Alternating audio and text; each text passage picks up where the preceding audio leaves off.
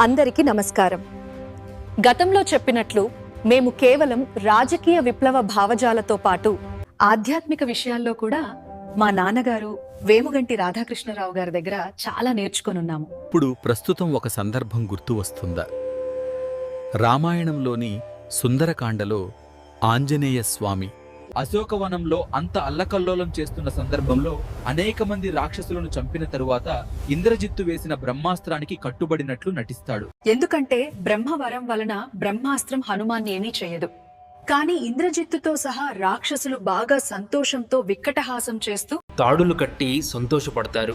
కానీ రాక్షసులకి తెలియని విషయం, ఆంజనేయ స్వామి కట్టుబడింది కేవలం రాబోయే కాలంలో జరిగే యుద్ధంలో లంక అంతా నాశనమవుతుంది అన్న విషయం రావణుడికి చెప్పడానికి అని. నీతి ఏమి అంటే కాలానికి కట్టుబడి ఉంటున్నా తప్ప భయానికి కాదు అని.